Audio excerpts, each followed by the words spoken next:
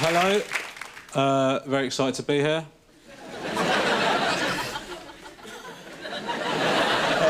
I know some of you will have seen me come out here, pick up the microphone, may have become concerned.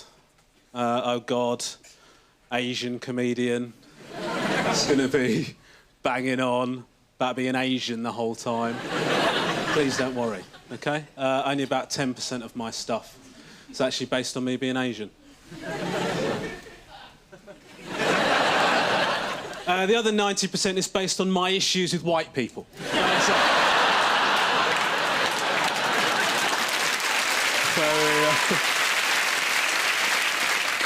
We should be absolutely fine. Looking around, I can't help feeling there's been a bit of a booking error.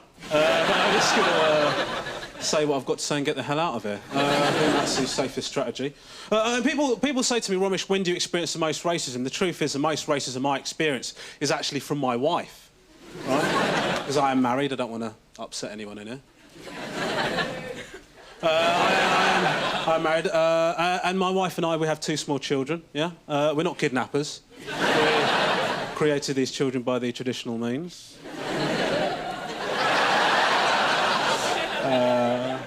Adoption. No, I'm joking. Did it, mate. Did it, yeah? And my wife is white, right? I'm genuinely Asian, I haven't just browned up for tonight's show. And our children are mixed race, right? And a game that we've started playing is we've started getting our kids to pick a side. Right, so whenever we're watching Jeremy Kyle, right, I just point at the screen and go, that's white people for you, kids, isn't it? And whenever we go to an Indian restaurant, my wife will go, smells like daddy. It's like it's a little game that we like to play. She won that one, to be fair. I mean, my wife has told me that she doesn't want me interacting too much with the children, right? Because she says I've become antisocial, and I have. Right, I admit that, I've become antisocial. Part of the reason is because I'm in my 30s now, right? I don't look as good as I used to, right? I know it's hard to believe. I don't look as good as I used to, right? And I know this, right? Because when I was in my 20s and I used to go out, my wife would say to me, make sure you don't talk to any other girls, yeah? Now when I go out, my wife says to me, see what happens when you talk to some other girls, yeah? That's the difference. Right, and I've put on weight, and I worry about putting on weight, right? Because I think to myself, oh, God, I look terrible. And then I think, actually, why should I care? I'm married with kids. I don't need to look good. I just need to look better than the prospect of single parenting. Right?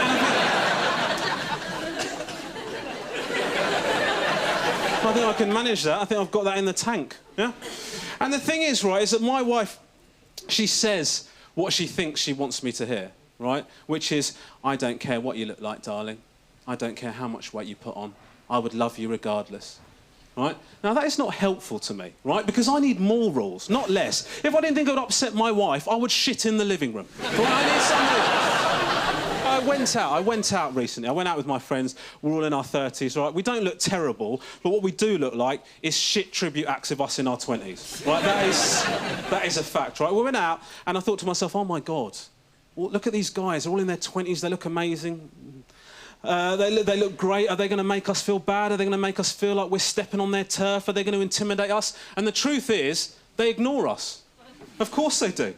Why would they care? You see a pride of lions hunting gazelle, they're not going to give a shit when a 3-legged hyena rocks up, are they? Why would they care?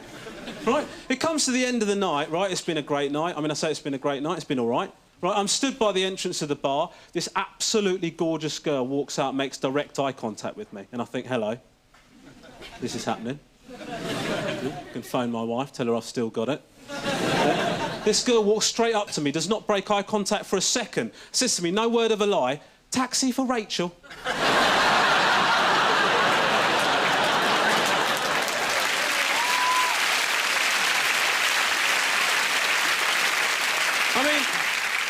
Part of the reason that I don't like socialising, right, is because of where I live. I live in a place called Crawley, right? Nobody's heard of it. I recently moved to a particularly rough area of Crawley that you may be aware of. It's called Crawley. Right, when I first moved in, absolutely fantastic. Neighbours invited us round for coffee. They're extremely friendly, like almost too friendly. until one day they battered the shit out of me when they found out that I wasn't actually from Secret Millionaire.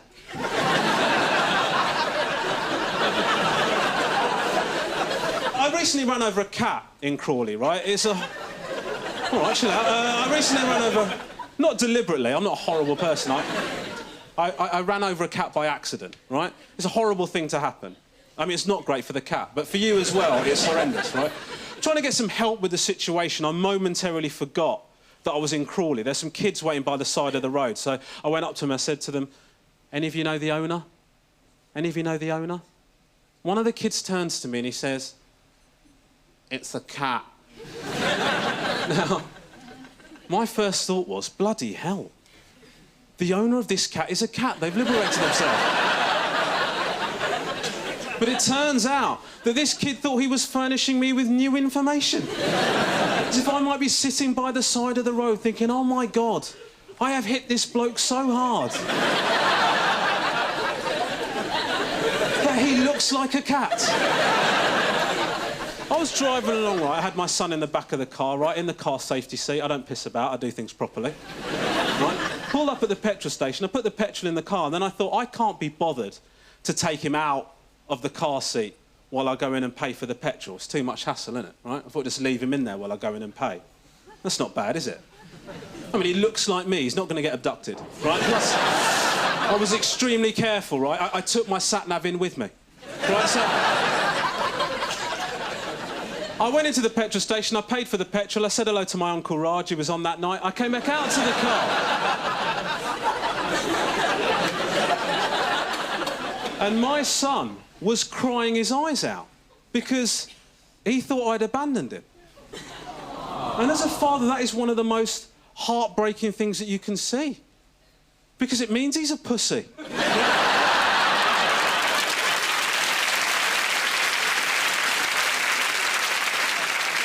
It's incredibly disappointing, right? And I've got two children, right? I've got the 3-year-old and I've got another one, right? And the 3-year-old is all right. The other one I haven't really formed a relationship with yet because he's just a little crap factory, right? But it's fine. He's just stopped being a baby, right? And I don't like going out with babies, right? Because when you go out with a baby, it's a conversation magnet, and I don't want to talk to people, right? That's the honest truth of it. I went out with a baby, right, and what happens when you go out with a baby, regardless of how ugly he is, somebody comes up to you and says, oh, he's lovely, how old is he? Now, I don't know why people give a shit how old a baby is, right? Are you going to talk to him about Syria? Like, why do you care? And the honest truth of it is, right, I don't know how old the baby is. All right? That's the honest truth. Now, please don't judge me. The reason I don't know how old the baby is, but baby's less than 1. When a baby is less than 1, their age changes every bloody month, right? I can't be expected to keep up with that shit. And I don't want to get it wrong, because I've guessed in the past and I've got it wrong. My wife's caught me getting it wrong. She came home one day, she said to me, I hear you've been cheating on me. I said, so what the hell are you talking about? She said to me, well, I was talking to Debs. And Deb said that you've got a 3-month-old baby. And I said to Debs, well, he must be a very busy boy, because our baby's 4 months old. Now, what I learned from that, right, is that Debs is a fuckface. Right? She needs to keep her mouth shut, as Debs, right? Because the next time we see her, there'll be a problem. You know what I mean? Right, my oldest son has recently turned 3, so he's become a bit of a prick, right? I'm not saying that disrespectfully to him, they just all do, right? And so my wife and I trying to figure out a way of controlling this little shithead, right? What she's decided, because she watches Super Nanny, right, is that we're going to use a naughty step. Unbelievable, right? So this is what we're using, naughty step. The other day, I come out of the living room and my son is playing on the naughty step. Now, I don't want him playing on the naughty step, right? It's supposed to be a punishment. But it does occur to me that if I ask him to move and he says no, what the fuck am I going to do, right? So I move him off the naughty step, he moves back on. Move him off the naughty step, he moves... The only way that I can keep him from the naughty step is by sitting there myself and physically pushing him away. This works for about half an hour until I realise that my son has put me on the bloody naughty step.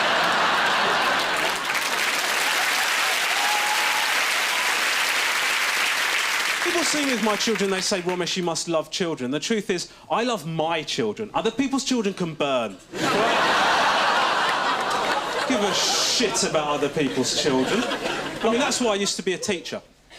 I was a maths teacher. I realised I looked like a teacher. I can't escape that. I wasn't a very good one, but actually, it turns out it doesn't actually matter. You can get away with that for quite a while. But the problem is you have Ofsted come in, right? Ofsted come in and observe you. So I had to make sure when Ofsted were in, I was actually doing the job properly, right?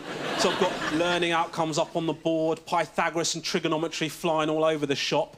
Absolutely nailing this lesson, yeah? Kid's got a question on the front row, I'm straight in there. Yes, Timothy?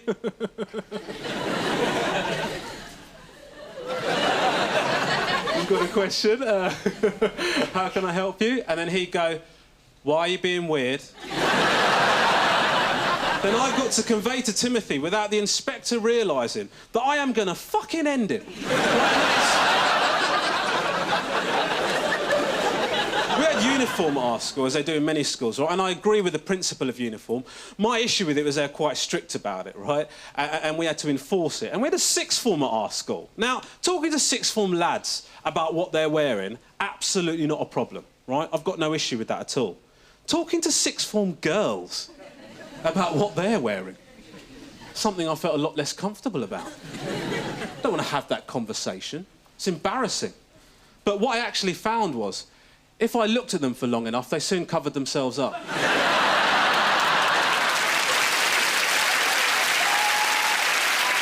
So I left teaching because I don't want to deal with other people's kids. But the problem is that as a parent, you still have to deal with other people's kids and you have to deal with their parents, right? And the problem is as a father, when I go out on my own with my kids, any other father that's out on his own with his kids immediately assumes that we need to be mates. We've got some sort of connection, right? I was attacked by one of these pricks at a soft play centre. Right, I'm just there with my two boys, having an innocent afternoon. This idiot sees me from the other side of the centre, he comes running over, goes, hello there. My name's Michael. This is Sebastian. And we come here on Wednesdays, don't we, Sebby? And I said to him, hello there, my name's Romesh, and I found these boys outside. Job done, isn't it? Yeah? I don't like going out with my kids, and it's not because of my kids. I love my kids, I think. Right? The problem is that you have to deal with other people's children's shitty behaviour and their parents' inability to deal with it. And you can't tell off other people's kids, right? People get pissed off. But I found a way. Right? I'm going to share it with you. I was at the cinema recently. This kid was throwing popcorn about, just being a little idiot. Parents are doing absolutely nothing about it. Parents are doing nothing about it at all. So I thought I would step up on behalf of the cinema. So I got him real close to him. Listen here, you little shit. Pull that again, I'm going to punch you in your fucking face. Do you understand me? Yeah? And then as his parents approached and were able to hear me, I just went, and that's why you shouldn't say that to brown people.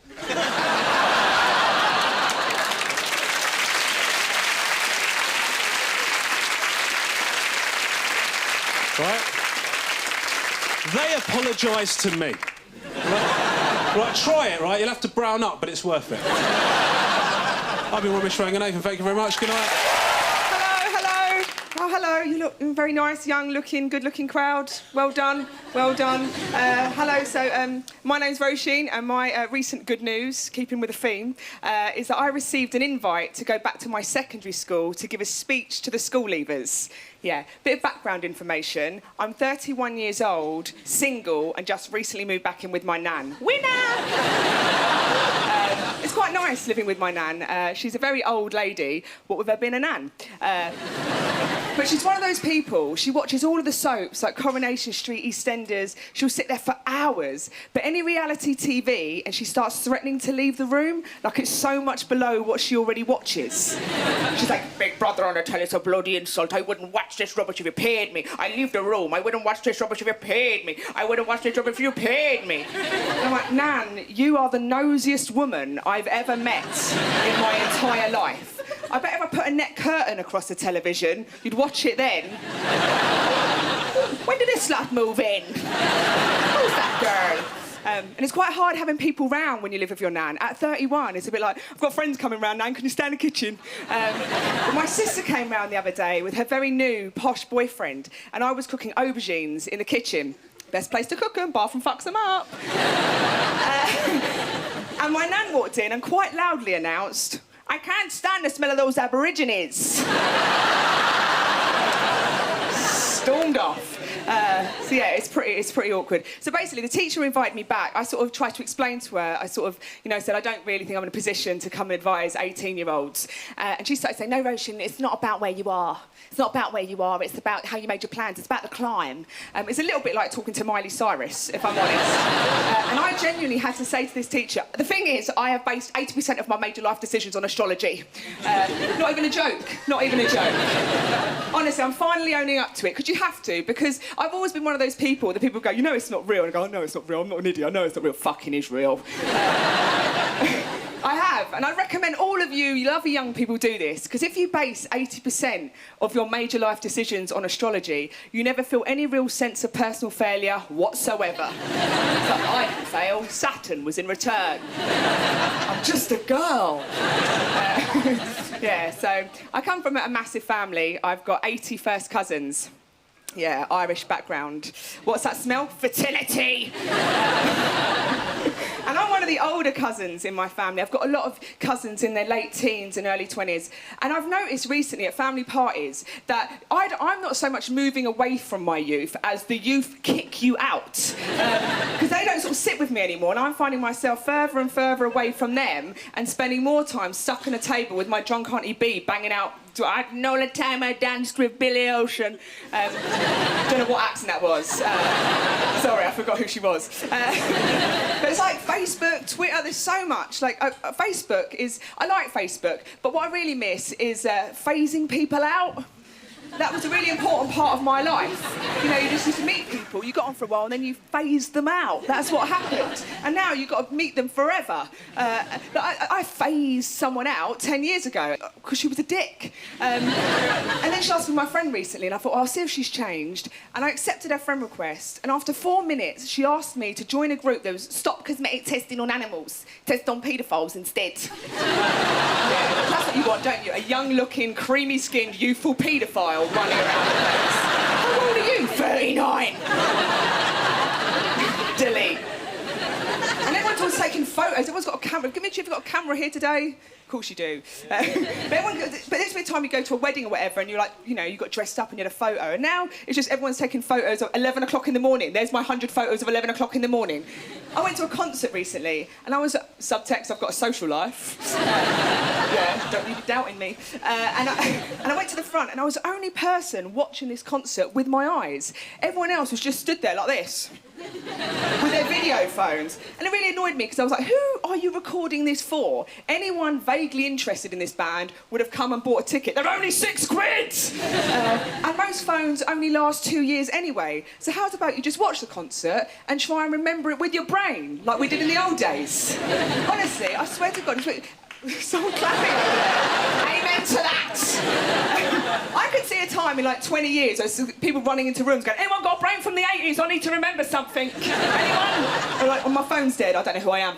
Oh, no idea. So, no, my phone's charging, I can't talk to you yet, mate. It's on charge. I've no idea who I am.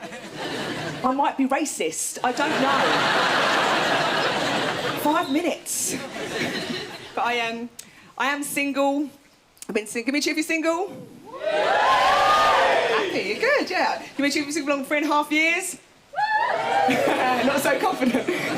I've been single for 3.5 years, and I'm very I'm very happy being single. I'm contrary to the sort of popular depiction of women. I'm very happy being single. Content is the word I'm looking for. Happy will always make you sound mental. No, I don't get out of bed every day like, oh yes, another day alone. I hope I don't meet anyone I connect with. No, I'm not crazy, but I'm quite content in my singledom. But I was speaking to my friend Lucy about this. I was saying, I'm quite all right with it. Now, the thing is, Roche, you need to remember the things you miss about being in a relationship. It's about the law of attraction. Focus on the things you miss. So I went home and I started trying to think, what do I miss about being in a relationship?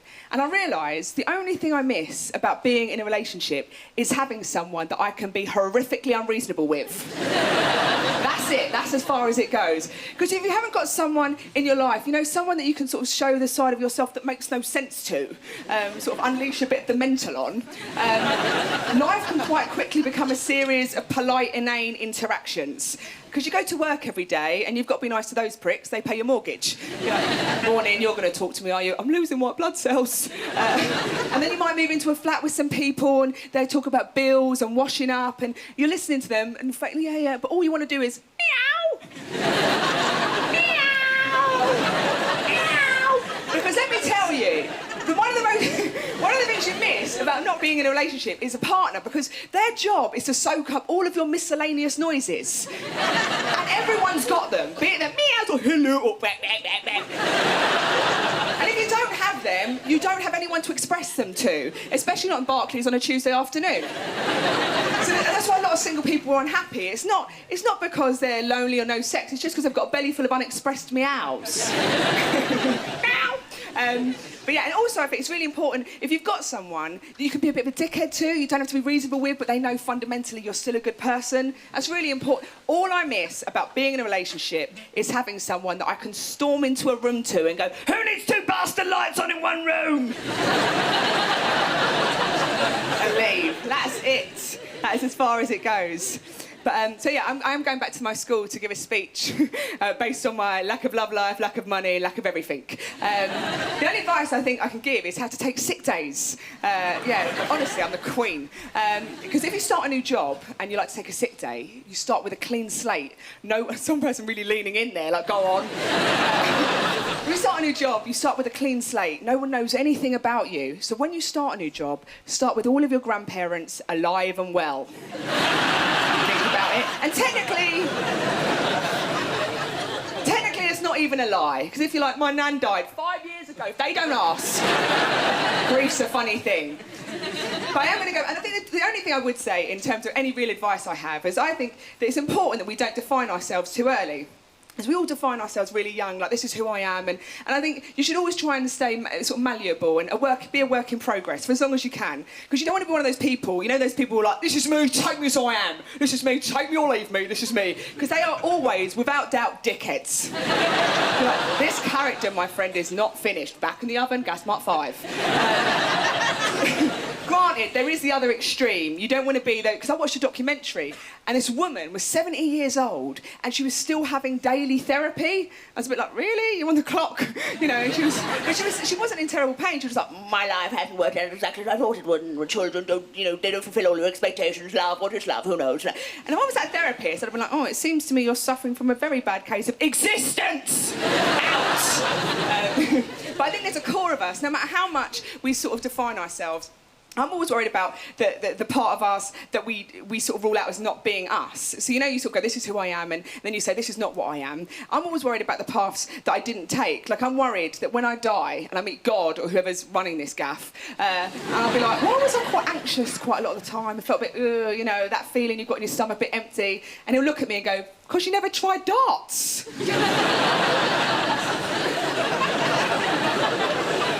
Why did you rule darts out so early? Darts was where it was for you, princess. Or something along those lines. But I think there is a core part of ourselves that is always the same, and it's who you are as a child. And as you get older, we sort of normalise ourselves, make ourselves light and stuff, but we all got a core. And the core of me is creepy.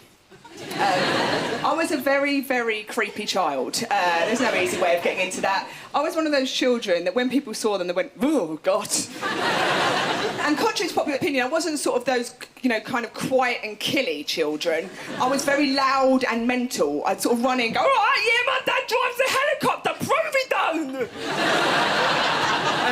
Really annoying, really weird. weird, creepy child. But as I've got older, you know, I've become very socially adept. I'm very normal now. Like, I'm really socially adept. If I met you, sir, I'd be like, hello, how are you? Would you like a cup of tea? Bang, done. The only time the true core of myself comes out is when I meet someone that I'm attracted to. Then old creepy McFreepson comes back. It's really bad. And when I say creepy, I don't mean in a sort of bumbling but ultimately endearing kind of Meg Ryan way. I mean fucking creepy. My friend Caroline said, it makes the hairs on my arms stand up to watch. I was at a party recently in North London, and I was in a massive house, and I was talking to this guy, and after about 5 minutes, I thought, oh, what's this feeling I'm experiencing? Attraction? That's fine. After about 10 minutes, I knew creepy was waking up, because I found myself talking quite a lot about cheese. And I don't know anything about cheese.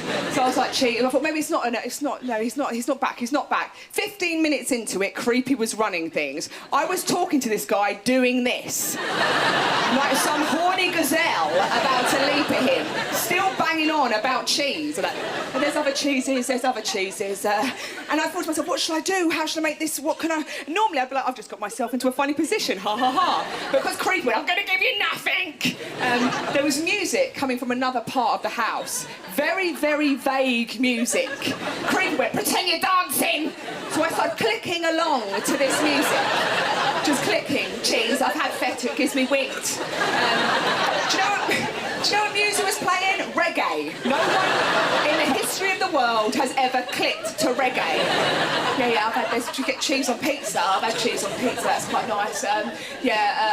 There's... What other cheeses have I had? What other cheeses have I had? And the horror of what's happening, like I'm very socially adept, the horror of what's happening is killing me, and I just start sweating profusely. Literally dripping. I look like Mickey Rourke from The Wrestler. I was like, yeah. And then one trickle of sweat slowly starts coming down my face. Could have wiped it away like a human being, but creepy was running things, so I went...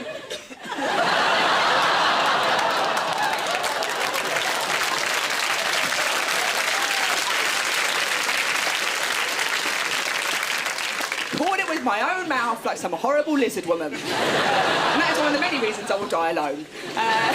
I'm going back to my school, and I've got nothing to say to them. Ladies and gentlemen, you've been absolutely lovely. I've been Roisin Conaty. Good night.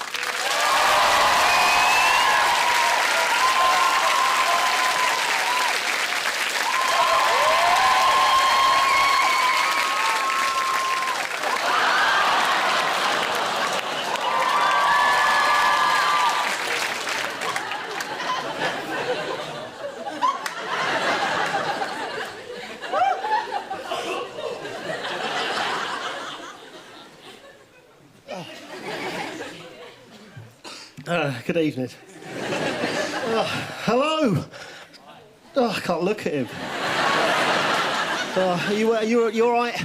Yes, good. Yeah.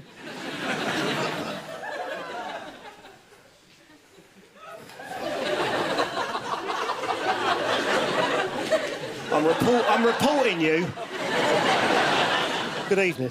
Nice to be at Russell House show. Hey, bloody brilliant. Over the moon. It's nice. I'm really chuffed to it. I like, it's in London, so it's nice to sort of, I live in London, so I don't like travelling. But I live in South London. I still live quite near my mum and dad, and I go and visit them quite a lot, because I love them. I do, of course I do. But they got Sky as well. And that helps. And I went there a few weekends ago, and it was Saturday night, and I was watching telly with my mum. Oh, God, that sounds bleak. Say Tuesday. And I was watching telly. And I don't know if anyone else's mum does this, but when my mum watches telly, she also irons. The two also... always ironing when she watches... Well, I don't know where she gets the clothes. There's only two of them in the house, right? But she must go down the other gardens. I'll do this, Gwen. I'll do this. EastEnders omnibus, I'll do it. Anyway, I was watching TV, and I was watching that Mike Tyson film, the one about his life, right? And Mum hadn't really been watching because she was doing the shirts for everyone, she looked up halfway through and she saw Mike Tyson. He's got that big tattoo on the side of his face, right? She looked up and she saw that. She went, look at that. Who's going to employ him looking like that? bigger issues here, Mum, if I'm honest, but carry on. But the main reason I went to see it was because a few weeks ago, it's a bit horrible, but my girlfriend told me that, that apparently I swear in my sleep. I don't swear that much in the day, but apparently at night I really let rip. She did a little demonstration, which was a bit creepy. She went, you do this, piss, shit, piss, shit, piss. All right, calm down. Imagine lying next to that. Oh, piss, shit, pissing shit. I love you. Don't leave me. Right, I was really worrying about it, right? So I told my mum, right, these all genuine. I said to my mum, I'm a bit worried. Apparently I swear in my sleep. She went, oh, you swear in your sleep? Oh, lucky you don't sleep with kids.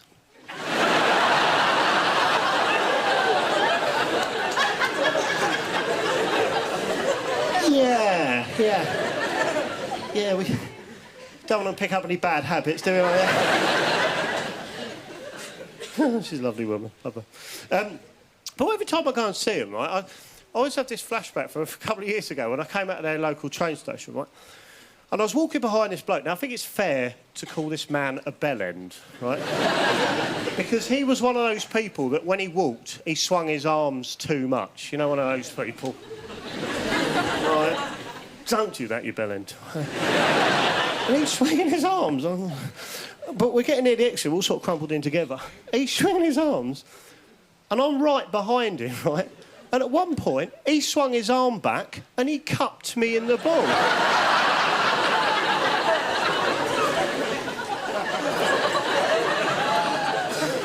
Bloody hell. Right? But then he must have realised what he'd done, because he turned round, right? And because I didn't want to cause a fuss, I just smiled at him. You all right? And then he carried on walking. I was like, oh my God, he's cut me in the balls, and I've smiled at him. It's going to look like I've done that deliberately. Like I've seen him swinging his arms and thought, yeah, I'll have some of that, yeah. Like I've been timing it or something. All right, Joe, don't rush this. 1, no.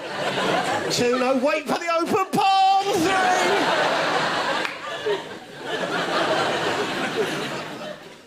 3.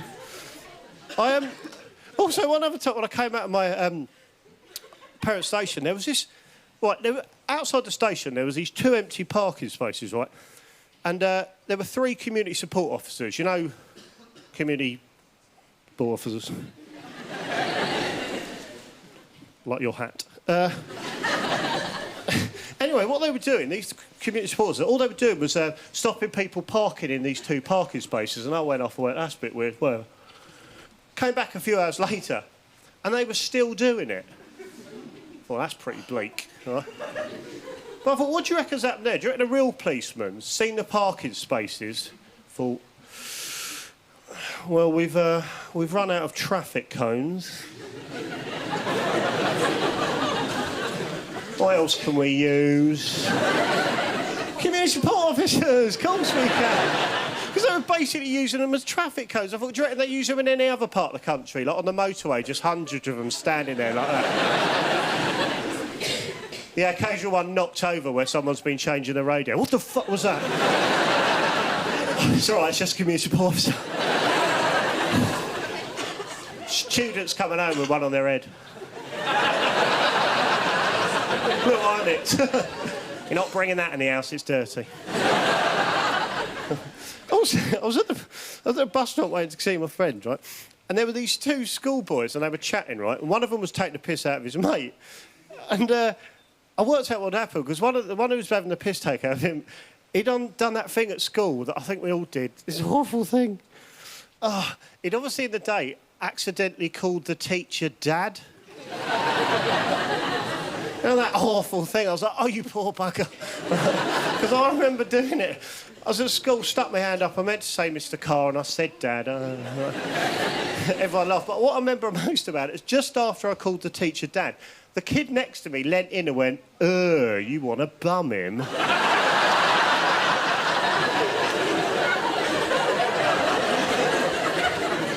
Don't know what goes on in your house, my friend, but...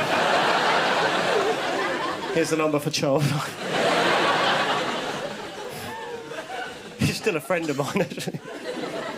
Not so much his dad. I also read this thing, right? I read this thing in the paper the other day. Apparently, women now have the right to check whether their new partner, their new man, is on the sex offenders register. I thought about that. I thought, regardless of the fact if your man is or isn't on the sex offenders register, the fact that you're checking probably means he's not the one for you. How's that new boyfriend of yours? Yeah, I really like him. Yeah. I've just got the sneaking suspicion that he might be a paedophile. Ooh, someone's getting picky. I should point out at this point, I've got no structure to my set. You've seen other comedians on this show, and they have structure. They link their jokes or their stories really nicely, so it looks seamless. Yeah. Can't do that. I can't do links. So I'm thinking between the stories, I might just say link. So, link. I was in a jeweller's recently, and I was standing behind this bloke waiting to be served, right? A young girl serving. She was about 15 or 16. Clearly Saturday girl, because she was going... Didn't give a shit. And the bloke comes up to counter and goes, excuse me, I'm looking to buy a crucifix for my niece's christening. And she went, oh, yeah, crucifix, yeah. Do you mean a cross? Yes, a cross. And she went, oh, right, well, we've got two types of crosses, yeah? We've got plain ones or ones with little men on them. Little men! Not Jesus, little men. Yeah, I'll have a Danny DeVito, yeah, if that's right. It's nice. Thank you. Ooh. Link. One of the other things I love doing is... I love going... first thing in the morning, I'll go to the paper shop, right? I'll get my paper. And I went in the other day, and I went into the newsagents. I did that thing all men do. Hopefully. As I went in, I had a little glance up at the, Yeah. Ruler magazines. It was just a glance, it don't matter, for about an hour, but... And one of the magazines had a picture of a girl on the front, right? And the caption that came with the picture of the girl said, and I apologise for this, because it is crass. It said, I don't know why I'm whispering, you can hear me. It said, I would suck your cock until you begged me to stop. Right, now, does anyone else think that she's clearly not very good at that? Stop, I beg you. Oh, that is horrible. That is horrible. Oh, I can't even look at you. Oh, God, you disgust... Why did you put it there? Oh, go to your mother's. Stop. Not a man on this earth. I've heard they're lovely. But I've given up smoking, which I'm quite proud of. Cheers.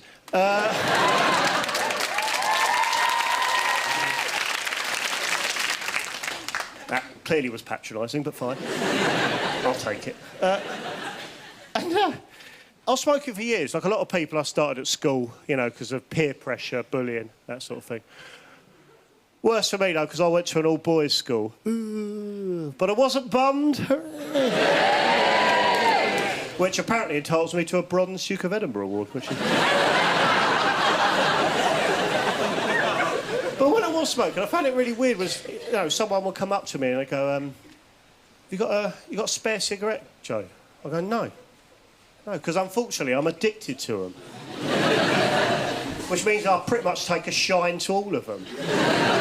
Have you got a spare cigarette? Yeah, I do, weirdly, because I'm a 19-a-day man myself, so... So are you, knobhead? I'll tell you one last thing, then I've got to go. But I never really know how to explain this, right? So I'll just sort of tell you. Right, it's going to sound a bit weird. But basically, right, my whole life, babies have stared at me. Right. But I was on the bus the other day with my friend, and my friend, there was about 5 or 6 babes on the bus, and my friend looked around the bus, and they're all staring at me, obviously. And my friend looked around the bus, and she went, Joe,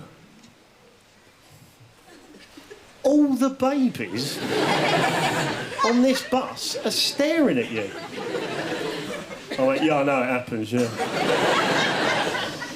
She went, really? I went, yeah, it's always happened. She went, it's a bit weird. I went, you know.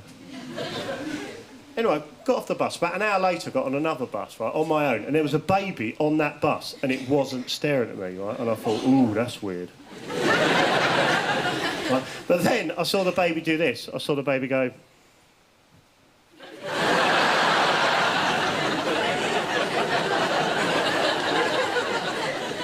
I swear to God, at that point, I thought, still got it. Look, you've been lovely. Thanks for listening. Take it easy. Bye-bye. Yay! Oh, all right. How's it going? You good? 10 people, that'll do. Oh, come on, guys. Missed Hollyoaks for this. Let's fucking... Oh, I'm a fan of Hollyoaks. Or were you in it? You look like you might have been in it. Oh, it's great. It's kind of got weird. It's weird here because I came to watch the first series here with my ex-girlfriend, right? And I know I'm not gay. It's weird. And it's strange. We all thought it. I'll tell you, everyone's always thought I was going to turn out gay. Everyone, like my parents, always thought I was going to turn out gay. That they're still holding on, but like. It all started when I was about 14. I went through this weird goth stage, right? And so I used to like wear all the makeup and the eyeliner. I used to paint my nails and stuff. I don't know whether you noticed something about this face which makes it terrible for goth styling, right? Way too smiley. It doesn't work. It's smiley. And we'd all be sat on the bench and everyone else would have their painted nails, their whole long hair, the makeup. They looked frightening. I just looked fabulous. I looked really great. That's nice. I don't know. It's weird. Like, it's good to be honest, though. This is something I'm sort of discovering, right? I met this German man, right? This is his problem. What I love about German people is they're just beautifully honest. Like, too honest, right? Is there any Germans in? Give me a cheer. Oh, brilliant. Good on you. Right, having a good time, to be honest. But basically, I met this German person. He was brilliant. His problem was too honest, right? I was in the lift at Elephant and Castle tube station, and I just went, oh, I like your coat. And he just went, I hate your shoes. Why would you be so mean? That's so weird. Because I'm not like a fighting person. It's not like I can fight him. Like, look at me. I'm not a fighting person, clearly, right? I've only ever had one fight in my entire life. Just one, right? It was in a nightclub on like a dance floor, right? And just this random man just started punching me in the eyes, right? So I'm trying to defend myself in like the only way I know how. I'm just fucking... And by the way, I was doing a pretty good job at this point, right? It was pretty excellent. And then I remember a bouncer came in to save me. I remember saying to the bouncer, while still fighting this man, this man was being like, oh, what took you so long? And the bouncer, honest to God, went, sorry, mate, I didn't think you were fighting. I thought you were dancing. I'm not dancing. The best fight I've ever seen in my entire life, though. This is the most incredible fight I've ever seen. It was in Cambridge. It was about 3 o'clock in the morning, right? I did a gig there, and there was this huge man, like this huge guy, picked on this tiny, like geeky Cambridge man. like the difference in size was absolutely stupid. Like the only way I can describe it is, you know, like the gladiators, like on Gladiators, right? And like the contestants on Gladiators, like it looked the same difference in size. Like the little guy looked like he'd be like, "Oh, my name's Brian and I'm from Bristol." And, like the big guy would be like, "Oh, my name's Hunter and I fuck women." But this massive guy just went to punch the tiny man in the face, right? Just went to punch him in the head. The only move that the tiny man had in retaliation was incredible. This is all he had. He just went, "No!"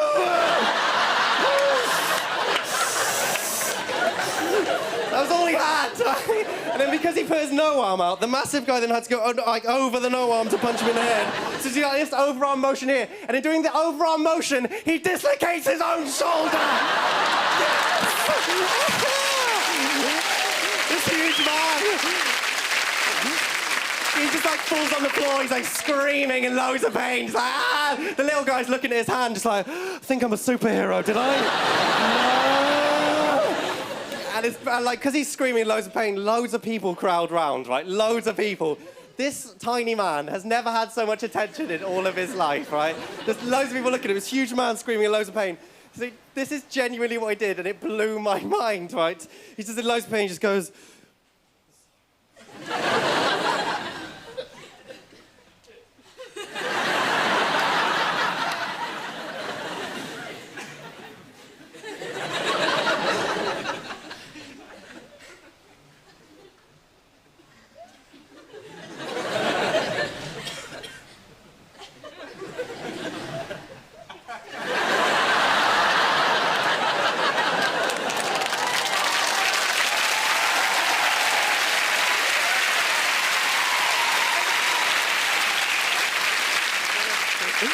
Love that, man. It's good. I'm trying to like, in my own little way, I'm trying to keep fit by riding a bicycle, right? And this is my own thing. Like, I love riding a bicycle in London. It's amazing, right? But I tell you, I crashed, right? This is 3 weeks ago. I crashed on my bicycle. And is there any bicyclists in? Give a cheer. Yeah. Come on. It sounded like a bike horn, ironically, which is weird. Basically, like, I was going along Waterloo Bridge, right? And any fear for any bicyclists here, right, is a parked car opening their car door, right? And I was going along, like, properly quick, right? And, like, proper fucking quickaroo. Never said the word quickaroo on stage before. Thought, well, I'm gonna fucking pick a TV appearance to start it. By the way, actually, I'm going to tell you now, today, I realised that I'm actually not quick on my bicycle, right? I'll tell you for why. Don't even know if that makes sense. But I was going along Old Kent Road near my house, and I thought I was going proper quick. I was like, yeah, I'm fucking going some, right? This man overtook me on his bicycle, just leisurely, just like, I'm overtaking you, right? He had absolutely no hands, right? Like, on his handlebars, he had hands. That'd be weird. He had no hands on his handlebars, right? In his right hand, he was holding a mobile phone.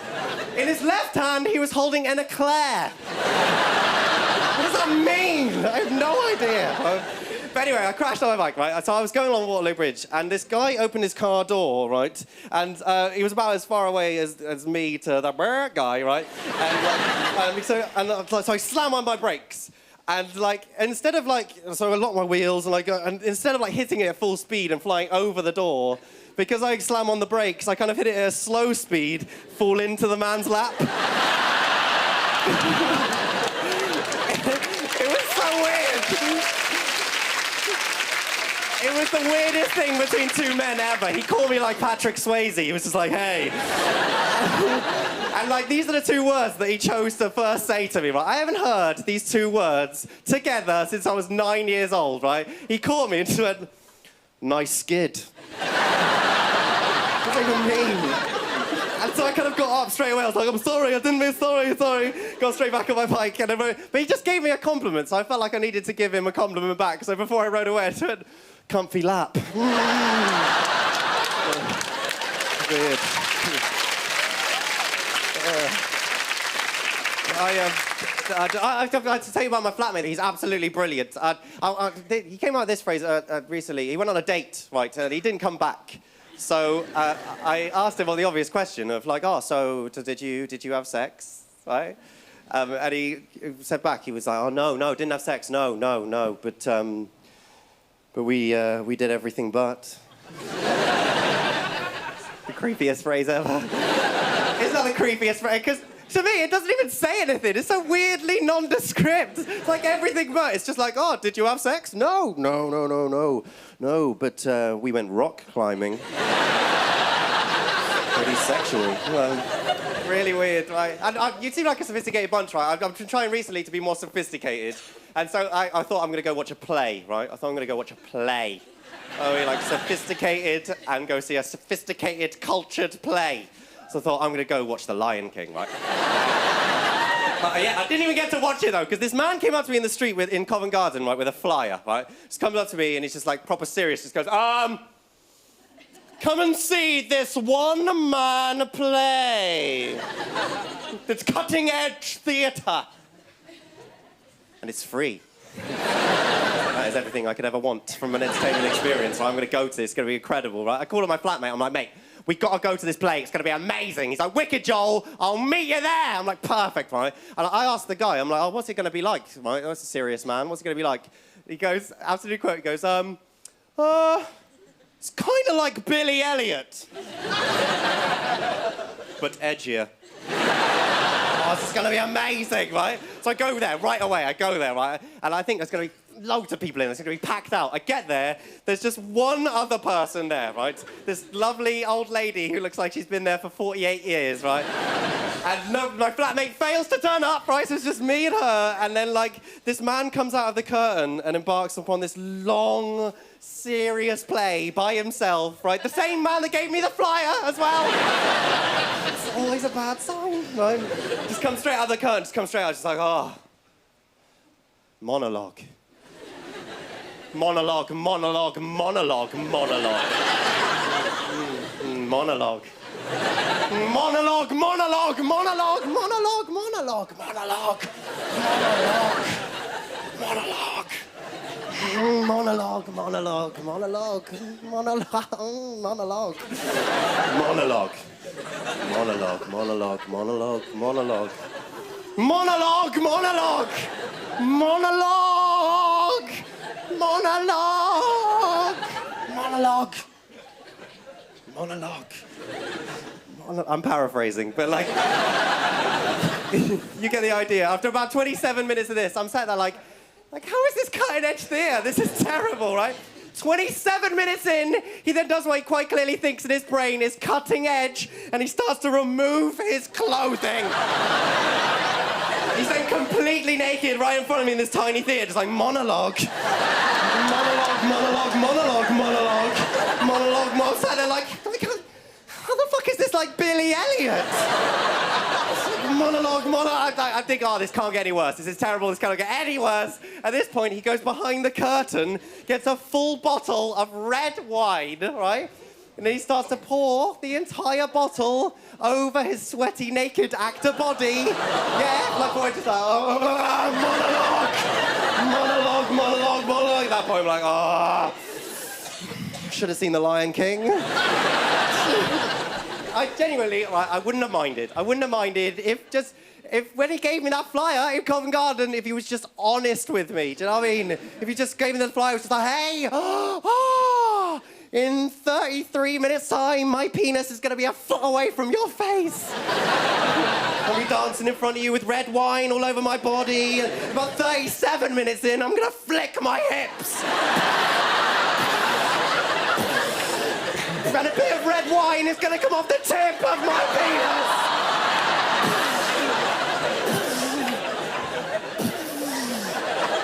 Into your surprised mouth.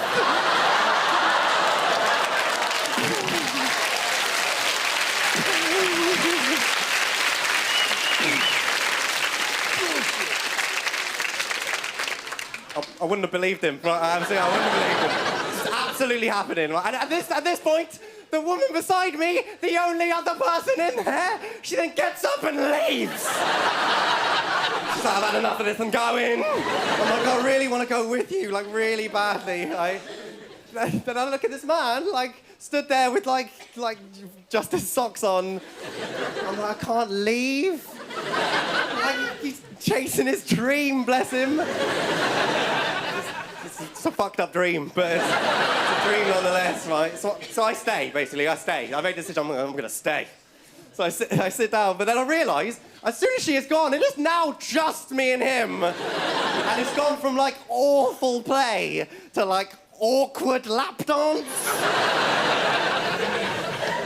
And at this point, I think this definitely cannot get any worse at this point. It's absolutely cannot get any worse. At that point, my flatmate then walks in. I'm sat there like, oh, this is the worst thing that's ever happened to me. This naked man in front of me with red wine all over his body. My flatmate just walks in, just like, oh, sorry. And then, oh. Yeah. Hour and 40 minutes that play was. Yeah. Oh. I left afterwards, my flatmate was just sat there, just waiting for me. He was just sat there waiting, and I was like, you've been waiting here the entire time. Like, you've been waiting for an hour. Why don't you just, like, come in, man? I needed you. And he looks over, he's like, oh, sorry, mate, I thought you were going to have sex or something.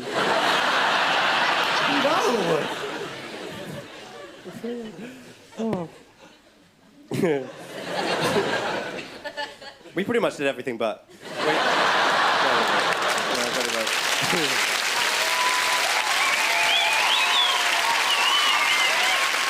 Yeah.